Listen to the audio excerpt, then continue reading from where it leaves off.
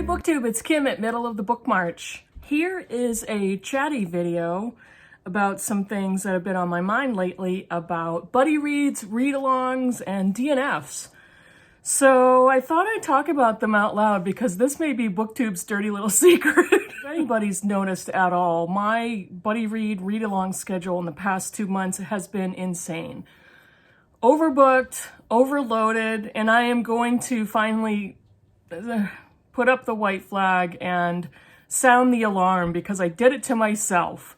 But in that process, I've learned quite a bit, and I wanted to talk about all that stuff right here, right now.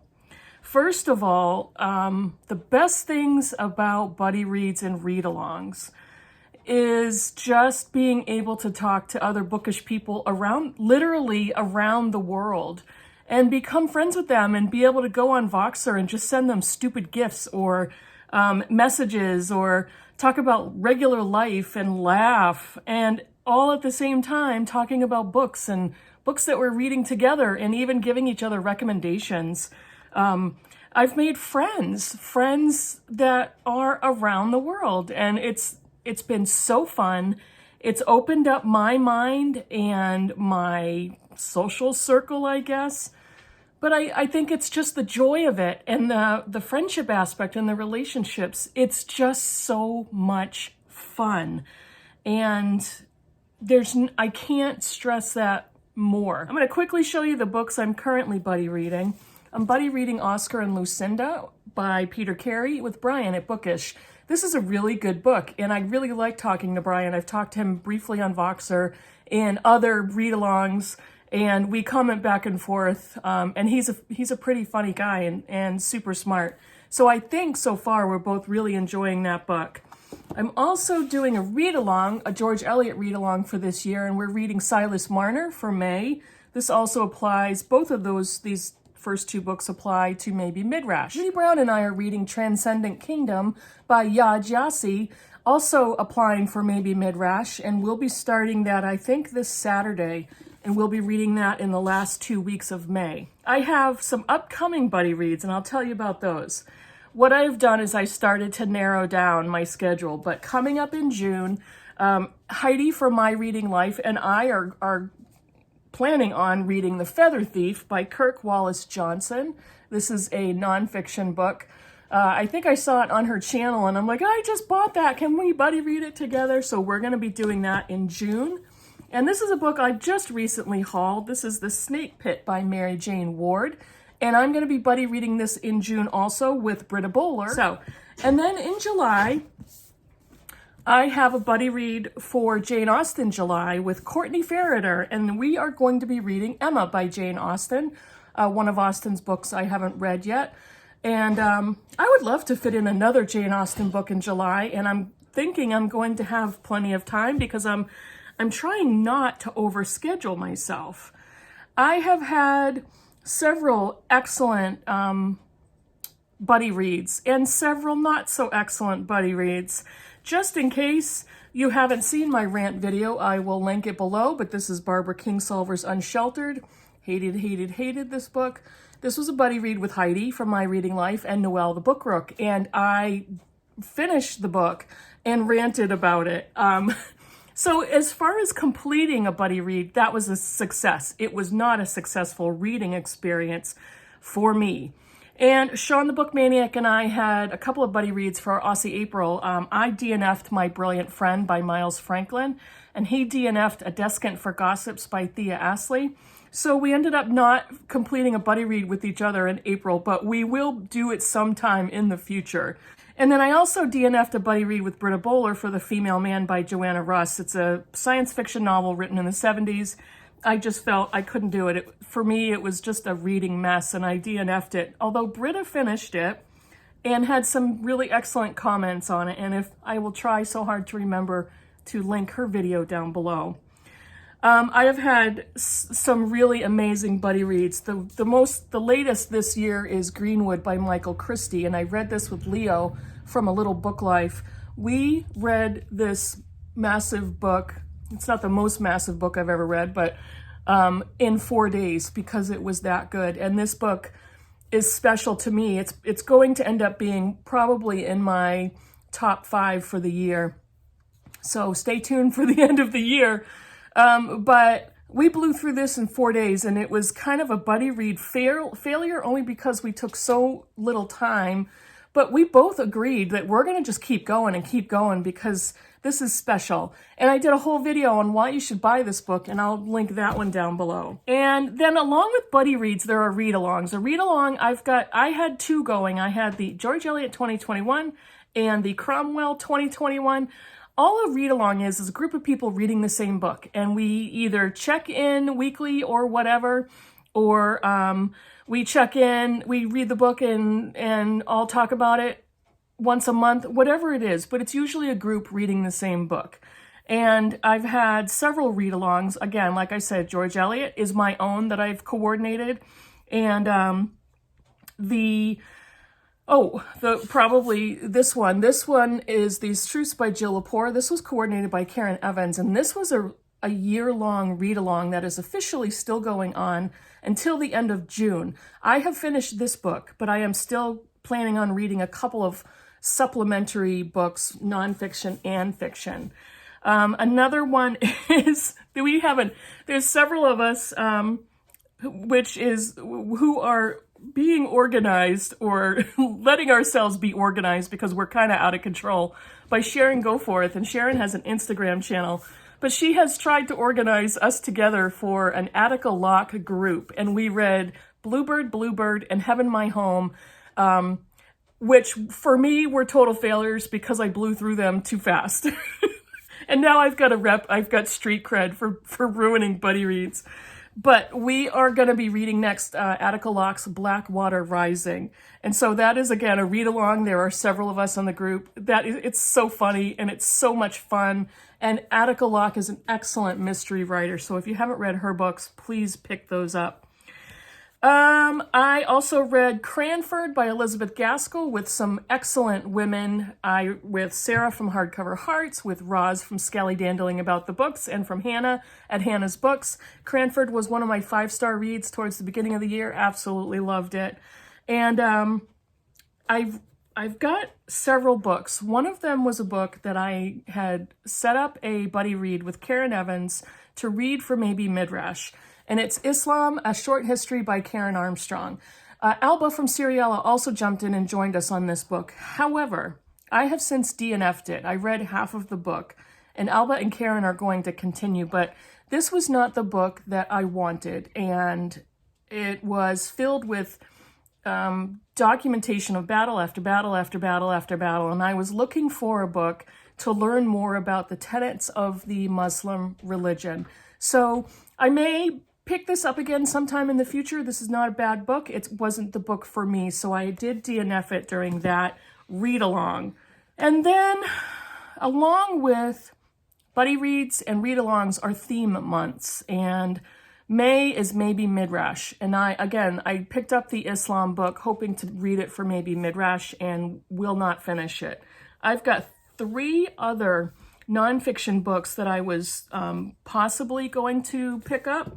One of them is Leaving Church by Barbara Brown Taylor. Another one is Saving Jesus from the Church by Robin R. Myers.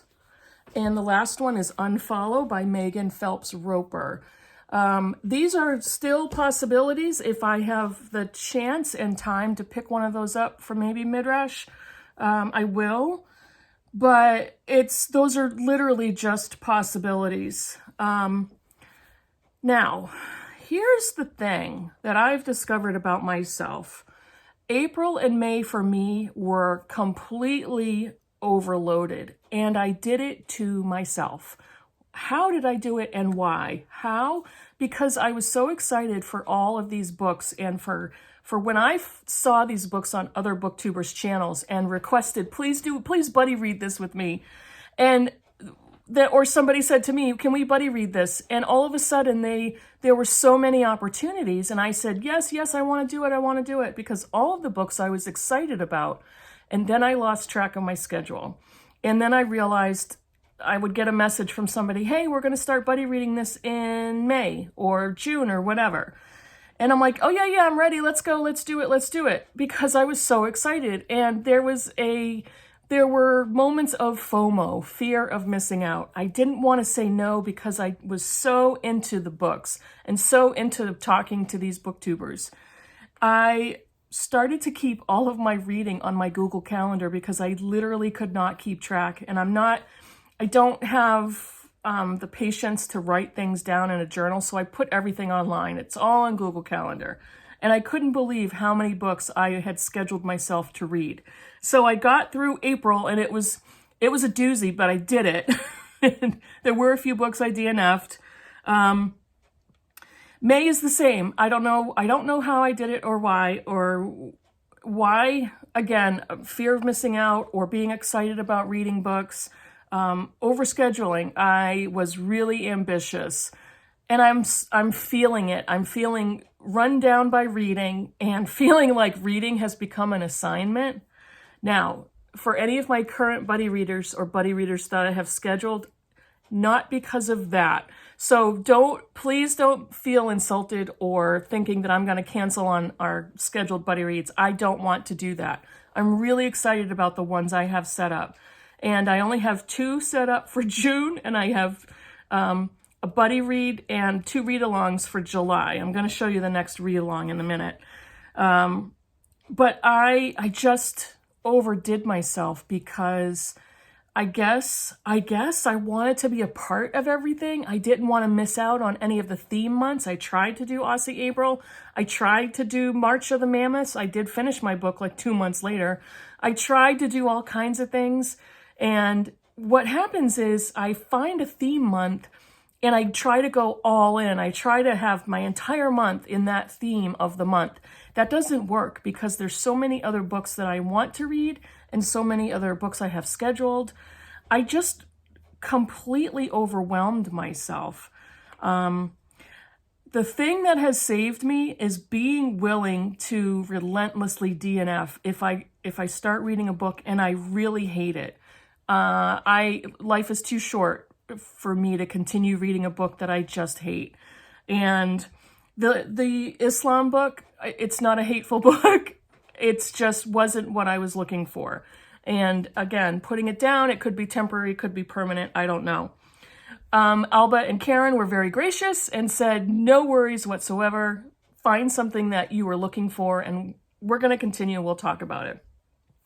Another thing that I just did, I finished Wolf Hall by Hilary Mantel, and this is for the Cromwell 2021 read-along.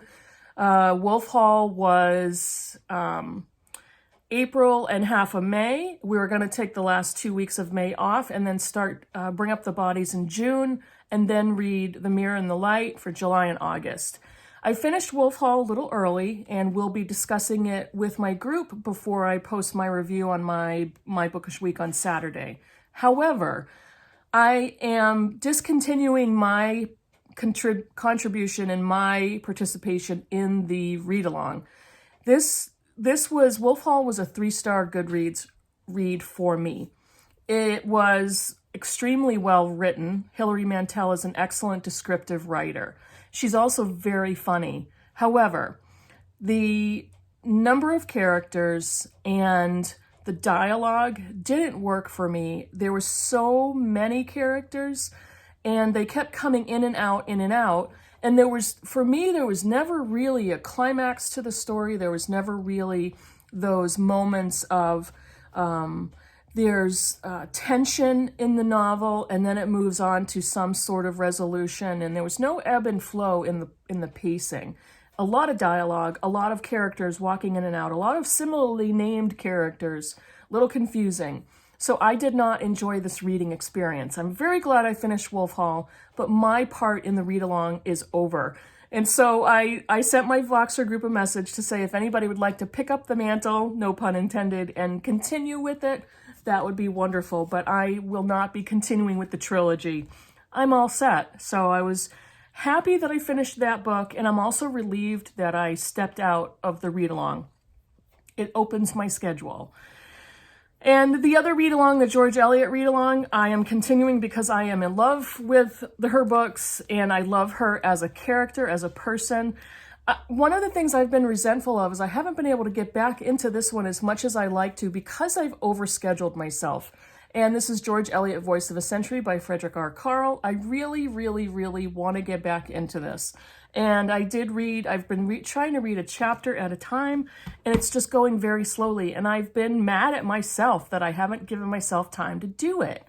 And I will. There's another one that I'm super excited about and that I think I will have time for.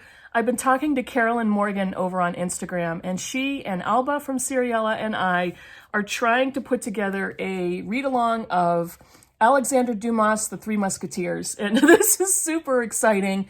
I absolutely love The Count of Monte Cristo, and I would love to read this with another group of people. This is another big chunker, but I've heard so many good things about this book that it's fun, and it's rompy, and it's The Three Musketeers.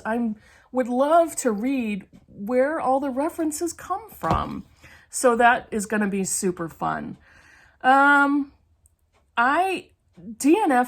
I have gotten to the point where there are times I feel really bad. I felt really bad about the Islam book. I felt really bad about the Cromwell trilogy.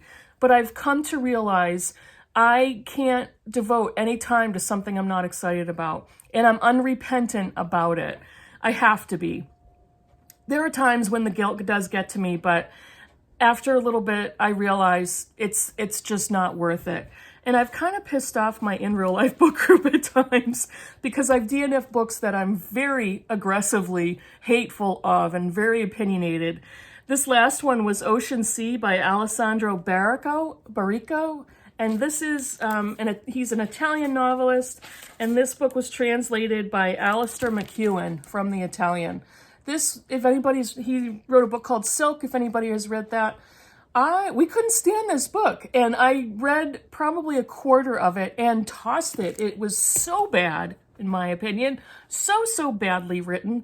Couldn't stand it, DNF'd it. Several members of my book group finished it, even though they hated it. And I thought, why? Why would you do that to yourselves? Don't do that. And so I'm very definite when I DNF a book that I've got all the greatest intentions, but if the book doesn't agree with me, or if I feel it's so horribly written I can't continue, I'm not gonna repent for that, and I'm not gonna unapologetic. And one of the worst things about buddy reads and read-alongs is the fear of missing out, being so excited that I overschedule myself, wanting to be part of that group and jumping in and continuing to jump into everything and jump in again and do it again. I've had to put reading on my calendar, and for me, it makes reading become an assignment, and I don't want reading to become that for me. And that's when I've been in danger of, that's what's happened in the past few months. I feel burdened at times and anxious, and I don't want to do that to myself again. Sometimes buddy reads for me are difficult and read-alongs are difficult because of the reading pace. Either I want to read faster and complete it sooner, or I need more time, and if it's a group, I'm imposing all of these rules on myself, and I'm imposing all the anxiety on myself because my co-participants are never like that. Everybody is so wonderfully understanding and gracious and go with the flow kind of people, and nobody has ever put that pressure on me. It's all self-imposed. And that's what I've learned about myself. I've got to get more self-control. I've got to be better at taking part in only the things that I am the most excited about, which are my current buddy reads and read-alongs right now. When July is over, no more buddy reads for the rest of the year. I have a couple of read-alongs. I can decide for myself. Am I able to participate? Do I want to? Do I want to dip in? There are certain ones that I'm really excited about. George Eliot and the Attica Locke group, really excited about both of those. And I don't want reading to be an assignment. I don't want reading to be a stress point. And again, the worst things about buddy reads and read-alongs is me. I'm the worst thing. I've done it to myself, and I've learned what I am not going to do anymore. And I've learned how to be excited about something without overscheduling and without demanding of myself, you got to do it. You don't want to miss out. If you've learned anything from this conversation, don't do what I did. don't take part in everything. It's going to stress you out. Dip into the things that you're so excited about that you know you're going to love it. You know you're going to enjoy it. Try different themes, but make that the one thing you do that month. Try one buddy read a month. Try one read along every couple of months. Don't do what I did, kids. So that's it, I think. I told you all of my dirty little secrets and everything that went wrong in my last few months. For all of my current and scheduled buddy readers, I really, really am looking forward to the books I've currently got on the docket. And I'm going to go a lot easier on myself at the last half of the year. So let me know what you think about anything I talked about, any of the books I showed you, and I'll talk to you in the next video. Bye, everybody.